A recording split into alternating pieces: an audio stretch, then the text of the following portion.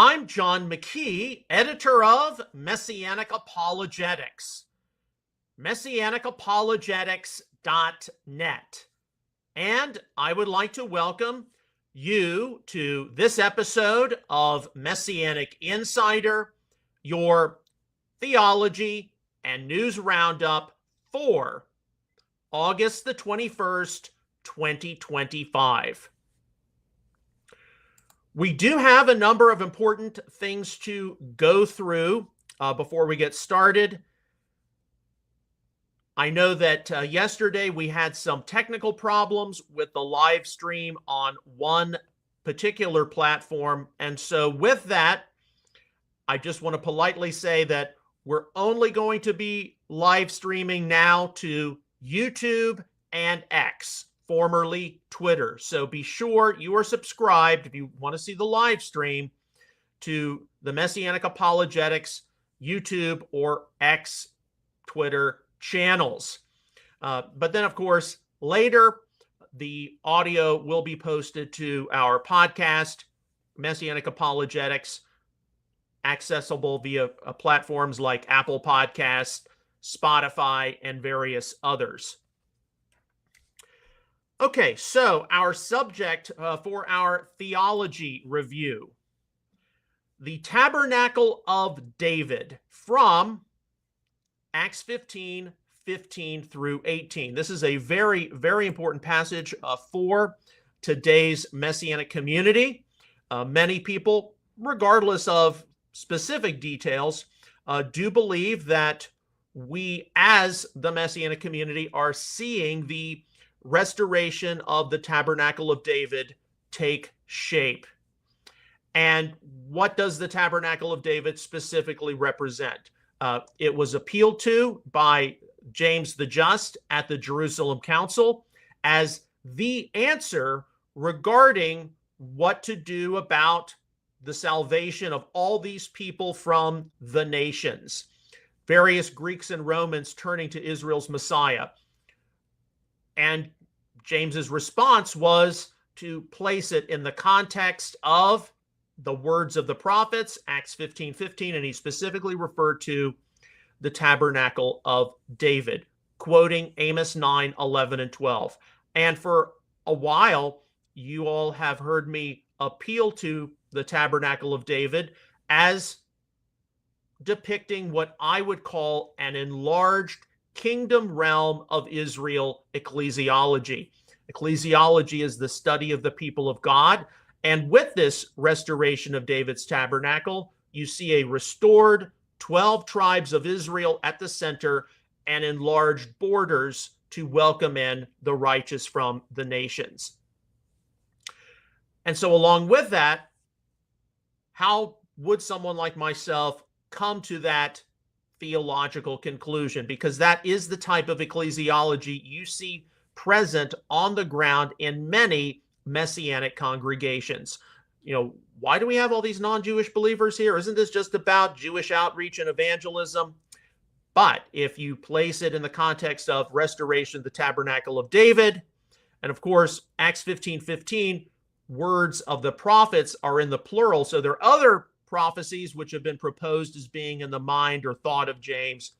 But this is the point prophecy.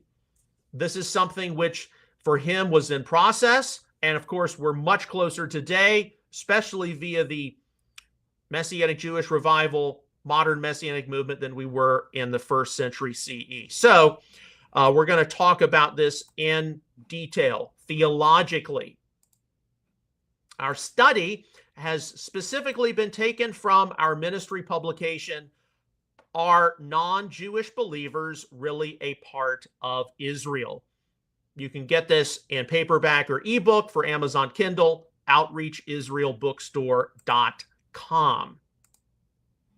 And a huge part of that would be, what does it mean to posit our collective involvement via an enlarged kingdom realm of Israel ecclesiology?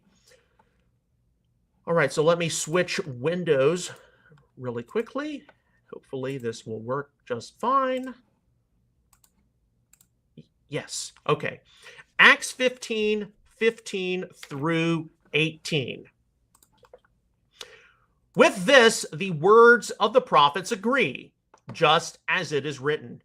After these things I will return, and I will rebuild the tabernacle of David, which has fallen, and I will rebuild its ruins, and I will restore it, so that the rest of mankind may seek the Lord, and all the Gentiles who are called by my name, says the Lord, who makes these things known from long ago. Amos 9:11 and 12, Septuagint, a New American Standard. The statements made by James the Just, half-brother of Yeshua the Messiah, at the Acts 15 Jerusalem Council were squarely intended to place the salvation of the nations within the context of the final restoration of Israel. The Apostolic Assembly had been gathered to address a tenuous situation which had arisen in Antioch, where various hyper-conservative Jewish believers who were Pharisees had insisted that the new non-Jewish believers be circumcised as proselytes and be ordered to keep the Torah of Moses for eternal salvation. Acts 15:1-5. The Apostle Peter testified before the representatives that to do so would be tantamount to tempting God, as Jewish people and those of the nations were saved equally the same way, by the grace of Yeshua.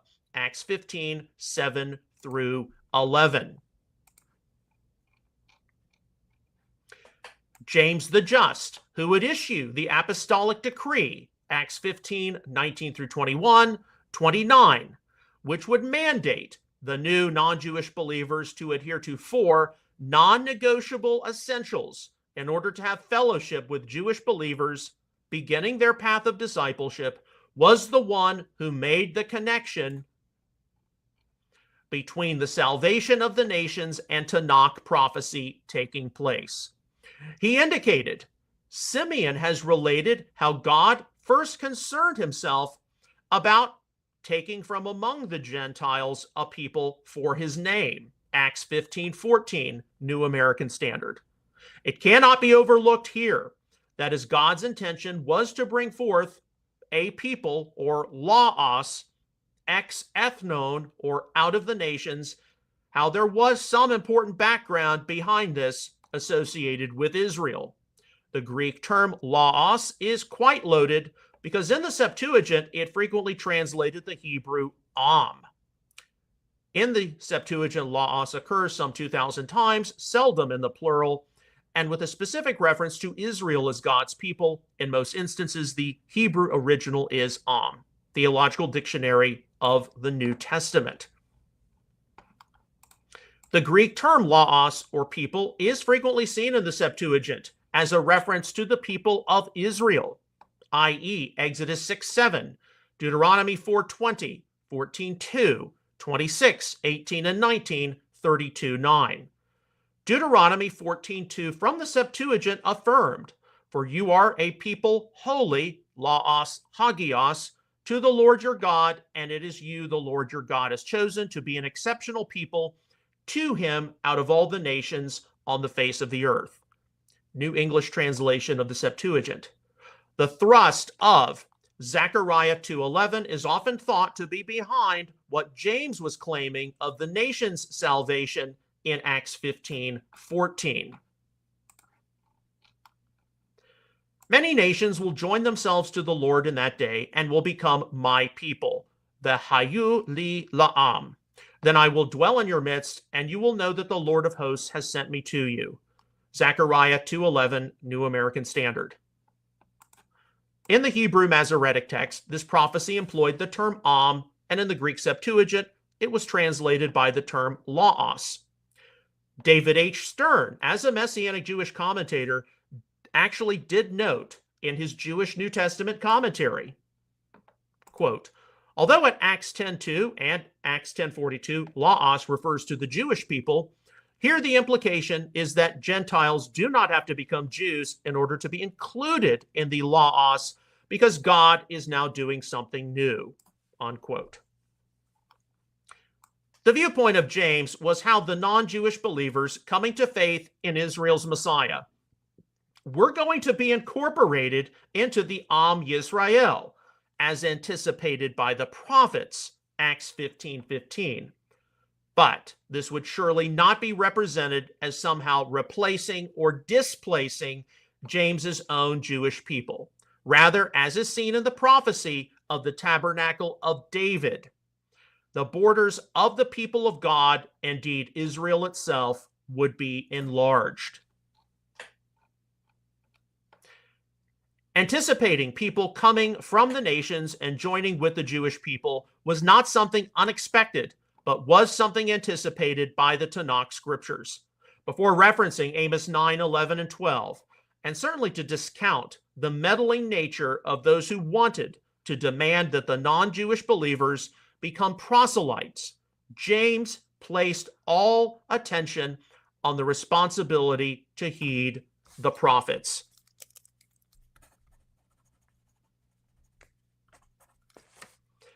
He said, with this, the words of the prophets agree. Acts 15:15, New American Standard.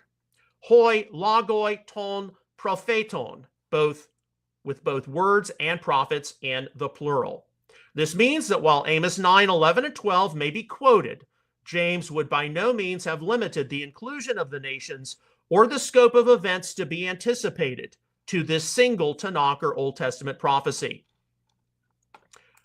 A short list of prophecies which have been proposed by various examiners include Isaiah 2:2, 19, 18 through 25, 45, 20 through 23, Jeremiah 12, 15 and 16, Hosea 3, 4 and 5, Zephaniah 3, 9, Zechariah 2, 11, 8, 22, and 9. It is easy to detect from English Bibles when consulting Amos 9, 11, and 12 and Acts 15, 16 through 18 that there appear to be some differences between what Amos prophesied and what James stated. It has long been recognized among expositors that what appears in Acts 15, 16 through 18 is actually from the Greek Septuagint. Other than the fact that Amos 9, 11, and 12 in the Septuagint does represent some ancient Jewish views of the restoration of David's tabernacle or tent, it should not be surprising why James appealed to the Septuagint, as what he would be ruling would have a decisive influence on how the good news was communicated to ancient people in the Mediterranean basin. All right, now the table below compares and contrasts the readings of Amos 9, 11, and 12 from both the Hebrew Septuagint and, Hebrew Masoretic text and Greek Septuagint.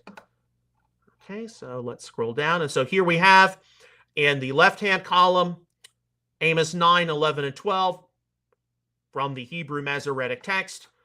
The right-hand column, Amos 9, 11, and 12 from the Greek Septuagint. All right, so let's start here. Translated from the Hebrew. In that day I will raise up the fallen booth of David and wall up its breaches. I will also raise up its ruins and rebuild it as in the days of old, that they may possess the remnant of Edom and all the nations who are called by my name, declares the Lord who does this. Now, translated from the Greek Septuagint. On that day I will raise up the tent of David, that is fallen, and rebuild its ruins, and raise up its destruction, and rebuild it as in the days of old, in order that those remaining of humans and all the nations upon whom my name has been called might seek out me, says the Lord who does these things. New English translation of the Septuagint.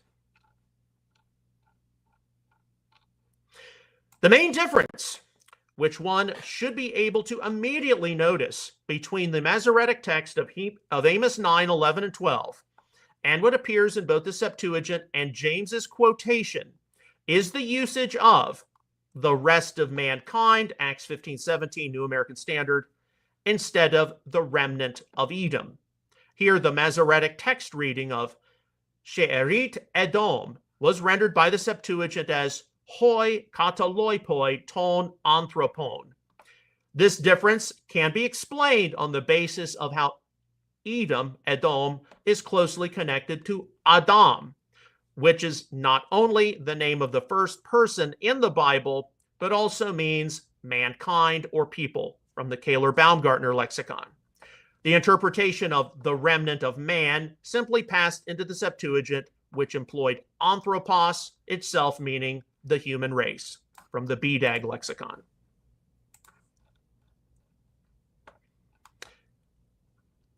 A second difference, which appears between the Masoretic text and Septuagint, is less easy to spot. The Masoretic text reads with, that they may possess the remnant of Edom. Amos 9:12, New American Standard, where the Septuagint has the totally different, so that the rest of mankind may seek the Lord. Acts 15:17, New American Standard. Aside from the Septuagint's theological value judgments, the Masoretic text of Amos 9:12 uses the verb yarash, meaning take possession of, inherit, dispossess. Brown Driver Briggs, speaking of the restored Tabernacle of David taking a hold of Edom.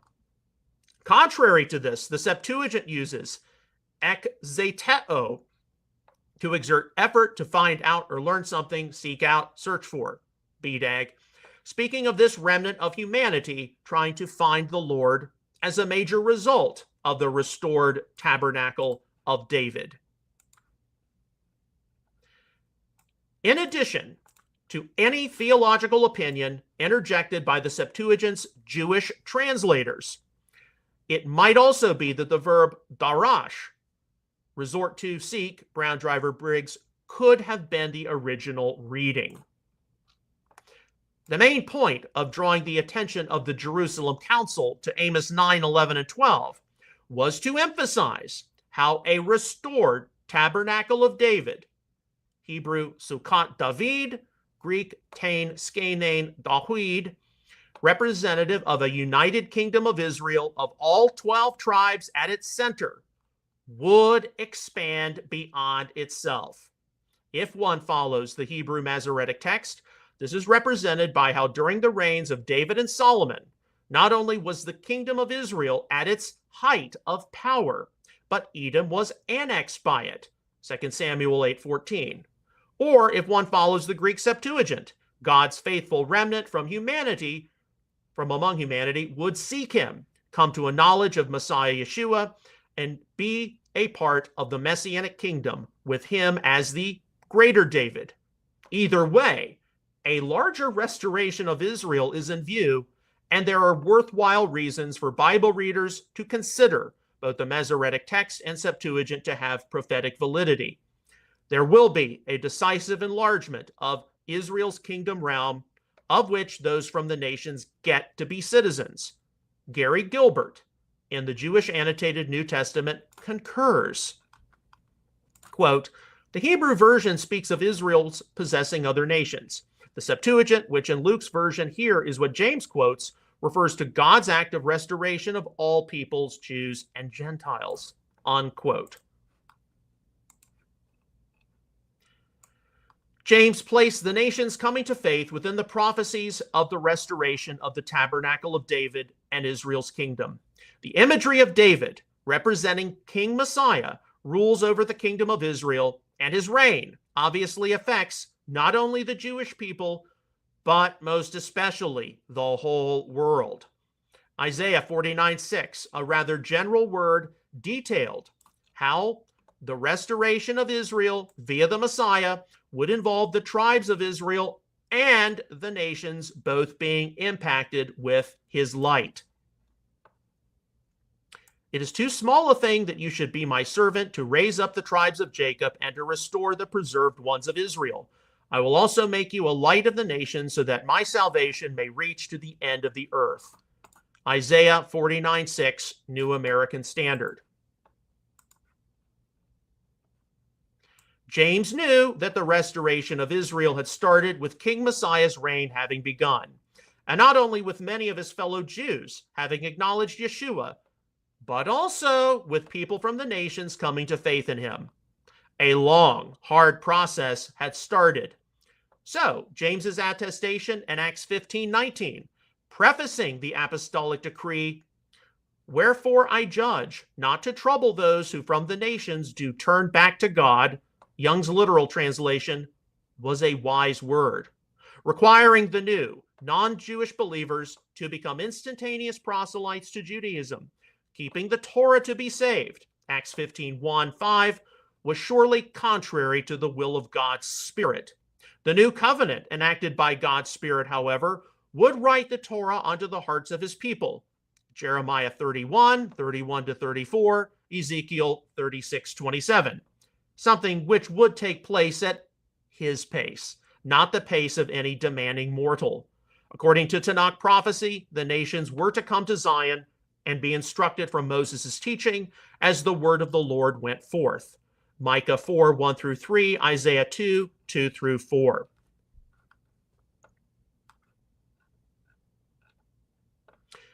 James emphasized that since the nations coming to faith was something prophesied in the Tanakh, that those who were turning to the God of Israel need not be troubled. The Greek verb epistrepho, employed in Acts 15:19, mainly means to cause a person to change belief or course of conduct with focus on the thing to which one turns, from the BDAG lexicon. It is notable, though, how it appears in a prophetic word like Amos 9:14. Also, I will restore, the Hebrew Masoretic text, the verb shuv, the Greek Septuagint, the verb epistrepho, the captivity of my people Israel, New American Standard. With the very verb describing Israel proper's return applied to the salvation of the nations, this should be taken as a good indicator of how the apostles not only recognized that the salvation of the nations signaled a major step forward in Israel's ultimate corporate redemption, but they really did consider the non-Jewish believers coming to faith to be participants within such a restoration along with them. Acts 15:14, also Zechariah 2:11. Jewish and non-Jewish believers were all going to be involved, and all were to be brothers and sisters in the Lord. It was and is to all culminate in what is embodied by the promise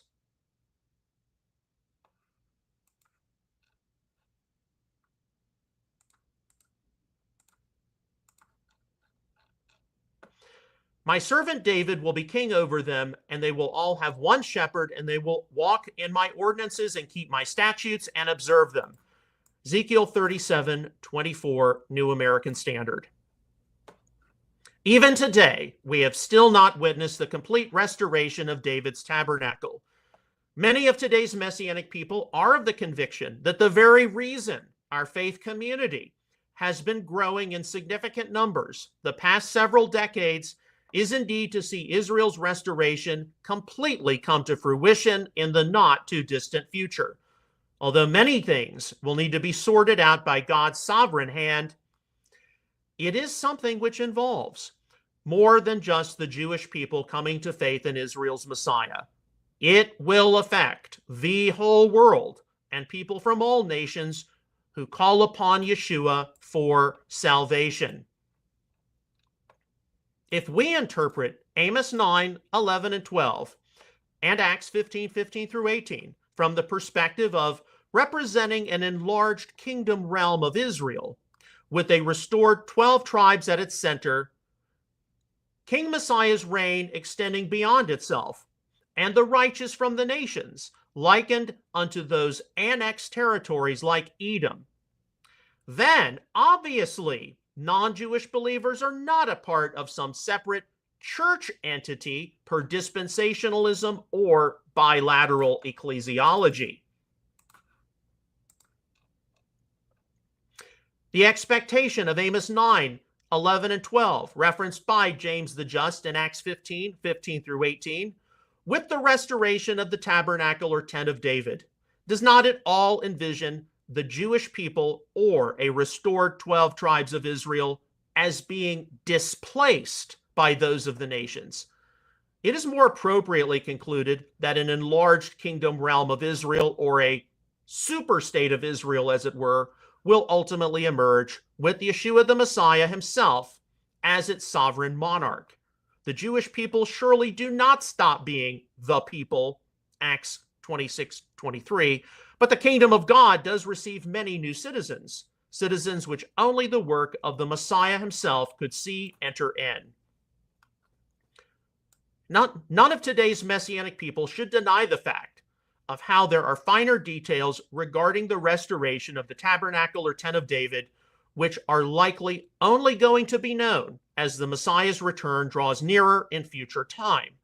The reality is, though, when Amos 9, 11, and 12, and Acts 15, 15 through 18 are read in concert with other passages, the impetus witnessed is one where the righteous of the nations move toward the Jewish people and toward Israel. They might not be physical Israel, but by having sought Israel's Messiah, they do get incorporated into Israel's kingdom realm. Most importantly, such non-Jewish believers need to join with their fellow Jewish believers, with both working together as co-laborers in the restoration of Israel, heralding the return of King Yeshua.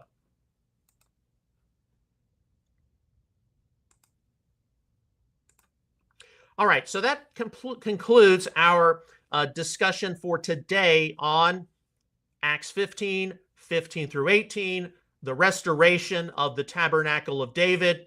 To be certain, this is not going to be the last time we discuss matters of ecclesiology, what it means to actually be part of an enlarged kingdom realm of Israel. Jewish and non-Jewish believers are not 100% the same, as many, especially on social media, posit, but they do have far more in common than not.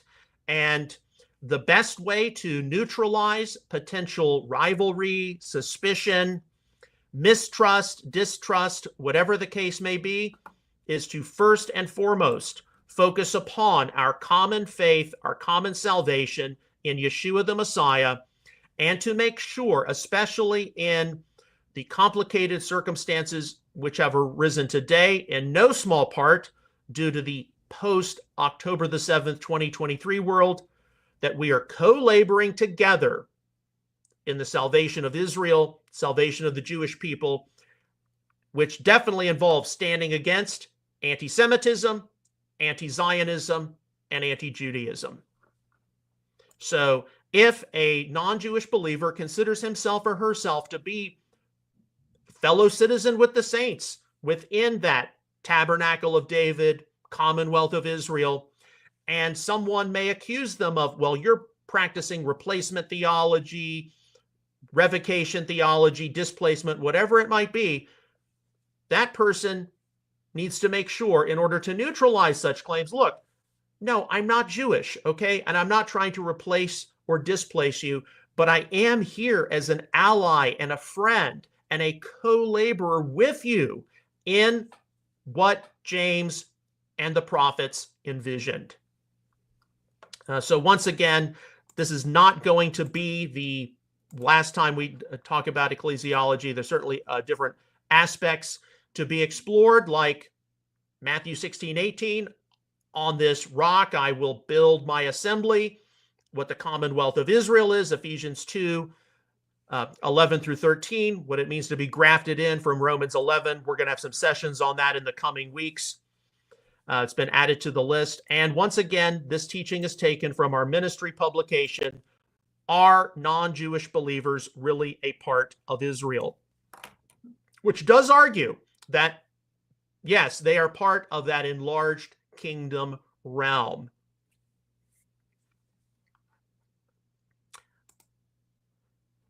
All right, so this concludes our theology roundup for today. Now let's get into some news. And we always do the news roundup after the theology roundup for a number of reasons. The biggest one, of course, is that news changes from day to day, and everything we discuss is time sensitive. All the news stories I'm about to go through, they will be listed later today when this episode is archived at messianicapologetics.net. So you can go watch the videos, read the articles, watch the different clips, etc. Now, before we get started, the following articles and social media posts are employed in good faith via the principle of fair use, which allows copyrighted material to be used for the purposes of news reporting, teaching, scholarship, research, and commentary. All right, so our first story, yes, this is major news. Last night, I was interviewed on the live stream Blackford Talks Prophecy with Joel Blackford. It was a very enjoyable time. Both of us come from the Wesleyan tradition. So those who come from the Wesleyan tradition in the Messianic community are admittedly few and far between. I think we'd be a lot further down the road if we better appreciated Wesleyan holiness, its emphasis on sanctification, etc. But we talked a lot about our family's Messianic quest over the past 30 years. I discussed some of our pre-Messianic background, my parents, Kimball and Margaret McKee, my father's passing, then entering into the Messianic community, my mother getting remarried, moving from Greater Cincinnati, Northern Kentucky to Dallas the first time, getting involved in Messianic Judaism, and then some of the quests we've been on since then, moving around Oklahoma, Central Florida, and then back to DFW 2012, 2013. And then finally, our reassociation with Messianic Judaism in 2012, getting involved in the MJAA, IMCS, going through the Messianic teacher ordination, and then just, some of the things which concern our future as we see a lot of people in the Messianic community get older.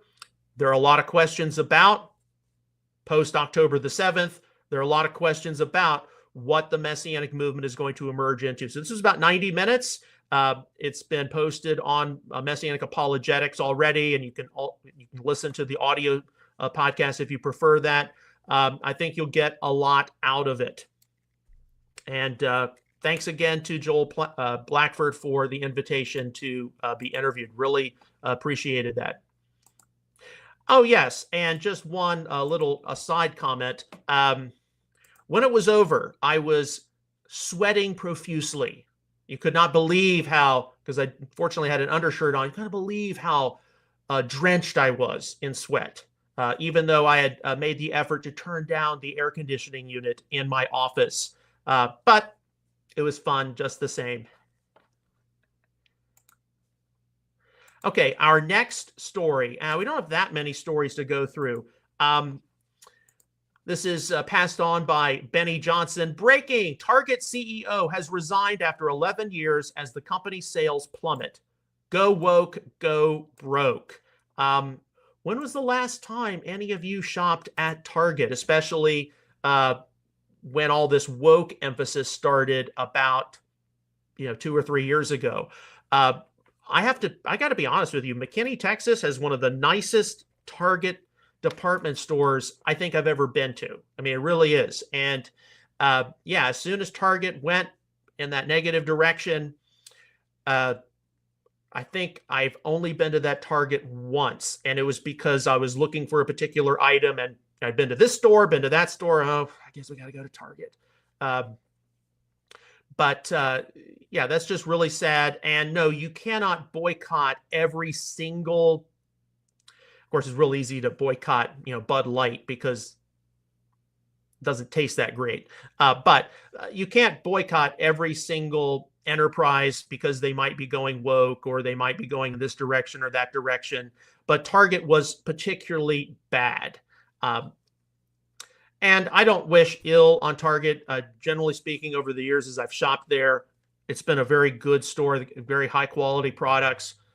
But the way the marketplace is and the way free enterprise works, if you don't like one place, you can go to another place. And there's another story we're going to go through in just a moment involving that. Okay, from Fox News on Instagram, thousands of Cambodian monks, they're Buddhists, are calling for President Trump's nomination for the Nobel Peace Prize, citing his role in ending the decades-long border conflict between Cambodia and Thailand. And indeed, when I think we saw this conflict a number of weeks ago, and Thailand, Cambodia many of us in the West, we knew nothing about it. And I still know very little about it. But Trump got on the phone and it was settled very quickly. Most probably having to do with, hey, you want to do business with the United States or not? Well, okay. So very quickly, the situation was resolved. This is in a whole series of peace agreements Trump has been seen to make. India, Pakistan, Thailand, Cambodia, Armenia, Azerbaijan. We've got two big ones, of course, which are in front of us right now. What's going to happen with Russia, Ukraine? What's going to happen? Israel and Gaza. And every day I encourage people, be sure that you pray for peace in Israel, you pray for peace in Ukraine. Because whether the end times are closer or not, we don't want to see people die, especially if they are going to be spending eternity separate from God. We want all to have an opportunity to come to saving faith. Okay, our next story from Instagram, End Time Headlines. This is actually kind of serious. We need to take note of. A new study has revealed that a large portion of society no longer reads books or is able to sit through a movie or program longer than 30 minutes, as attention spans have declined dramatically as a result of social media. Yes, and I say this as somebody who uses social media. Many find themselves so addicted that they have to be scrolling on their phones during this time frame. I wonder how many of the same group that are professed Christians have enough attention span left to read the Bible or even sit through a sermon longer than a YouTube short, Facebook reel, or TikTok video. We truly are in perilous times. And indeed, for myself, I was raised in the 1990s and into the 2000 aughts as someone who grew up listening to a lot of talk radio, like Rush Limbaugh. And Rush Limbaugh's program was on in the afternoon for 3 hours. I mean, can you imagine having to do a 3-hour show 5 times a week? Yeah, he'd have guests on, guest hosts on occasionally. But, I have a sufficiently long attention span. And in a lot of Messianic congregations, although every congregation is different, but usually between the worship, the liturgy, and the message, the average length of a Messianic congregational Shabbat service in the morning is about 2.5 hours, which is easily an hour longer than usually your longest evangelical church service. And usually, I remember my time in church, Christ United Methodist, going back to the late 80s, early 90s, our church service was maybe an hour and 15 minutes. So, the attention span of a lot of people, very short. Yes, we can all be there. If you're a social media influencer, you're a teacher, you're a leader, well, I'm going to pull out 90 seconds here. I'm going to pull out 2.5 minutes there. But at the same time, there are very difficult theological, spiritual concepts which have to be processed. And yes, you can use that to, hey, pay attention to this, pay attention to that. But at the same time, we got to pray that some of these young people are able to develop better mental acuity, that they're able to not be as influenced by these little short clips when, there's some very difficult things which we're going to have to be sorting through in the days ahead. And it's going to take, multiple hours. It's going to take on a Messianic Insider, hey, we got part 1, we got part 3, we got part 7. We haven't done too much of that, but we're going to probably have to do it in not too distant future. We got to pray that people's attention spans are not so short. And yes, I use social media. I use tools like X. I've used shorts in the past. I try to refine some of it. But this is a serious dilemma. And it's a dilemma because this is how the enemy is able to influence young people, whether it's wanting them to go woke, wanting them to oppose Israel, oppose Zionism, become Christian nationalists, anti-missionaries, wanting people to deny Yeshua, whatever it is.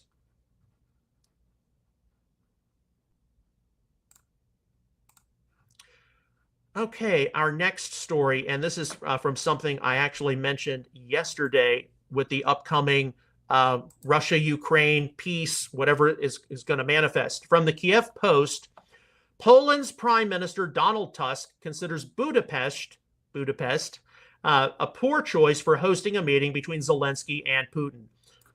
Budapest, not everyone may remember, but in 1994, Ukraine had already received guarantees of territorial integrity from the US, Russia, and the UK in Budapest, he said. So, no, we are not superstitious. We don't believe that if there's some kind of a peace summit in Budapest, in Hungary, that, well, this isn't going to work because the previous one in 1994 didn't work. But this is probably a factor in, are they going to hold some kind of treaty summit in Hungary, or are they going to find some other place, like Switzerland or Iceland or some of the places which have been used in the past? Of course, we also know that all these negotiations, all of the intended peace summit, this could all totally fall through. We don't want it to fall through. If the Russians are smart, they don't want to see it fall through, but it could indeed fall through. Okay, our next news story. This clip is making its rounds on X today. It's a minute and 32 seconds. This has been reposted from Awesome Jew, but there's some other people it's been reposted from too. So I recommend you watch this. Anti-Israel pundit Tucker Carlson and guest, Dave Cullum. Well, it turns out the story we were told about World War II is completely wrong. One could even argue that we should have sided with Hitler. Tucker nods in agreement. Now, for sure, there are many aspects of World War II, Nazism, the Allies, the Soviet Union, the Japanese, which still remain classified and continue to be released to the general public. That's something that's in common knowledge. But part of the Christian nationalist narrative and part of this woke right narrative is, well, Hitler wasn't so bad, and he had legitimate causes to go after the Jews, and all of this kind of thing. And I know that in recent years we've seen the devolution of Candace Owens. We're also seeing the devolution of Tucker Carlson. Many of us take this as a sign: growing anti-Semitism, growing anti-Zionism. Hitler wasn't so bad. I remember growing up in Greater Cincinnati, and some of the statements that Marge Schott made in the mid-1990s, the former owner of the Cincinnati Reds. She said something very similar. Oh, Hitler wasn't that bad. He just went too far. And then immediately, of course, the Reds are for sale. So, yeah, this is going to be a problem. And we all respond to, whether it's Candace Owens, Tucker Carlson, some of these others who are likely going to be exposing themselves, we all respond to it differently. But in my case, my initial response was, man, where is Rush Limbaugh when you need him? Because he passed away over 4.5 years ago. And how would he respond to something like this? Because there really hasn't been any person on talk radio who's been able to succeed kind of his influence. Now, our next story, and this is something very, very useful to look at later. Yes, this includes a long post, and it includes a video, but it was from someone who Ryan Macbeth just published an incredible video titled "I Was Wrong About Israel." So apparently he was somebody who wasn't too supportive of Israel, but here he comes to the conclusion, listen carefully, I do not support Israel. I support democracies. I do so because every American should support democracy, especially against authoritarianism. And they should support these democracies whether they're in Ukraine, whether they're in Taiwan, or whether they're in Israel. The truth is simple. Israel is not perfect. No country is. But it is a democracy. It is diverse. It is fighting for its life. And that's a truth I can't ignore. So here's someone who came to the conclusion that I support democracies. Israel is a democracy. I can't come against that. And not every supporter of the state of Israel necessarily comes to that conclusion because of their religious convictions, or that God has a special destiny or unique purpose for the Jewish people in history. Instead, it may just be, hey, I support democracies, and Israel is the only democracy in the Middle East. Come on. And I think we should all be appreciative that that truth has been highlighted. Okay, our next story, getting into a little back into a little more woke. This was forwarded to me by several people, so you probably have been seeing this circulate, and it involves the popular restaurant chain Cracker Barrel. So the Cracker Barrel rebrand gets even worse than the new logo. Here's the new interior. I don't care that the floor looks like bricks. I hate this. So many have concluded that the Cracker Barrel has gone woke, and they're trying to, erase a number of things. Ultimately, when it comes to a restaurant, I got to be honest with you, it's going to come down to how good or not so good is the food. That is what it ultimately comes down to. And, the Cracker Barrel's been around for a long time. I haven't been to a Cracker Barrel since, I think, 2019. There is a Cracker Barrel, about 25 minutes from here, where I live, McKinney, Allen, Frisco, that area in North DFW. And I've always enjoyed going to the Cracker Barrel, and I like the little store where you can get all the different candies and different souvenirs and everything. But because Cracker Barrel is in that strata of restaurants which are in danger of not being as popular as they once were because people want new, I think that is motivating this kind of a rebrand more than anything else.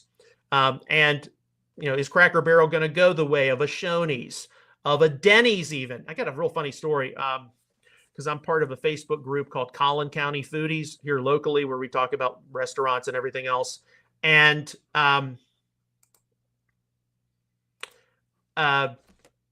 one of the things which happened recently is that a Denny's closed, and all these people are like, "Oh, I'm so sad.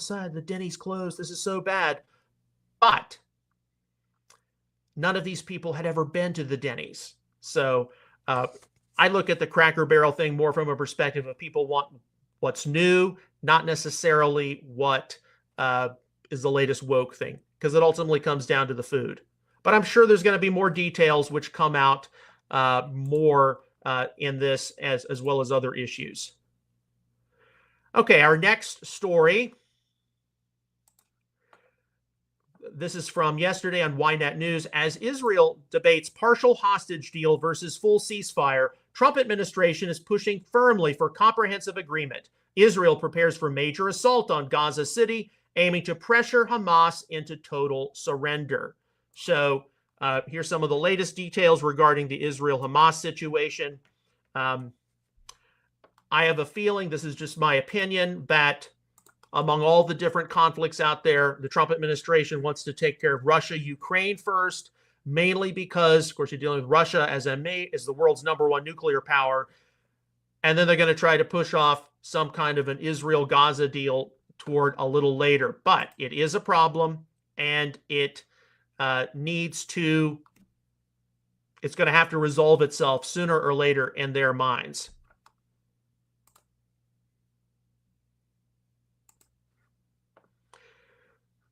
Okay, we got 3 more stories to go through.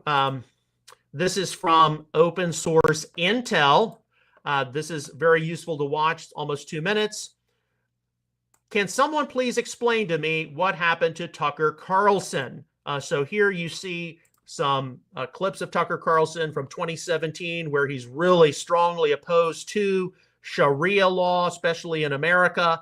And now in 2025, he's he just kind of nods his head when it comes to these sorts of matters. Tucker has definitely changed his tune, changed his approach to matters of Sharia.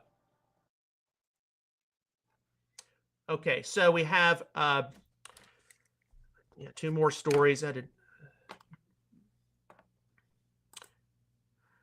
This is from Fox News, although you all probably learned about this by now. Dr. James Dobson focused on the family founder and advisor to 5 presidents, dead at 89. Dobson is widely regarded as one of the most influential Christian leaders of the past half century. This is a sad moment. Our condolences to his family, and our prayers are definitely with them. In the past year, the past few months, we've seen a number of significant people who definitely had an impact on North American Christianity in the 1980s, 1990s, whether you like them or not. Jimmy Swaggart, John MacArthur, and now we see James Dobson. And there are going to be some others who pass away in the coming months and years. And that does signal some kind of a shift which is taking place. We're not going to see another James Dobson again. We're not going to see some of these people, another one, take up their mantle. It's not going to be the same. Things change. You're not going to see that kind of like major force like you saw in the 1980s into the 1990s. And yes, the legacy of a James Dobson has both positive and not so positive things associated with it. But I would have to say that, and I never really followed him that closely, but from what I encountered, he was a stabilizing influence more often than not. So, we're going to see more people like this pass away, and along with that, a greater decentralization of, biblical faith through a lot of online social media influencer types, including a 5 times a week live stream like Messianic Insider, believe it or not. Okay, and our final story, we're going to close with this. This was very useful to pass along from Vivid on X. Some stand with Israel because it's in the Bible. Some stand with Israel because they're reasonable. Some stand with Israel because they're just. Some stand with Israel because they're against terrorism. If you stand with Israel for whatever reason, thank you. And indeed, we know right now that the forces of supersessionism, replacement theology, they are in full force right now. And there are going to be a lot of people who, why is America supporting Israel? Why do you have all these Christians supporting Israel? Don't you know the church is some new Israel? And, at best, the state of Israel is there for Jewish self-determination. That affects today's Messianic community. That affects our future in some form or fashion. And as I said in the theology roundup, we're going to have to be discussing a lot of different aspects of our ecclesiology, and we're going to have to be discussing aspects of how Jewish and non-Jewish believers in the Messianic community can best maximize co-laboring together in the salvation of Israel. And a big part of that is knowing when we are and being able to adequately diagnose what we are to achieve. That's why we have this news roundup. Because there are not a lot of people out there who, from a Messianic standpoint, are keeping their pulse on what the news is. And we don't want to speak presumptuously. We don't want to be caught getting embroiled in false end-time predictions or prognostications, but we do want to be aware of what is taking place. And as we evaluate events, to not be influenced by some of the huge dramatic things which can take place, whether it's the 12-day war, whether it is what's happening between Russia and Ukraine, some of these other things. We want to be able to look at situations over a much longer period of time, because it is when people are not paying attention and there's something dramatic which happens. Oh, the end times are coming down now. When yes, we're closer today than we were yesterday, but let's stay grounded, let's stay calm. And that's a big part of what we're trying to achieve with Messianic Insider. How can we be a stabilizing influence because having stability is much more difficult than you may realize.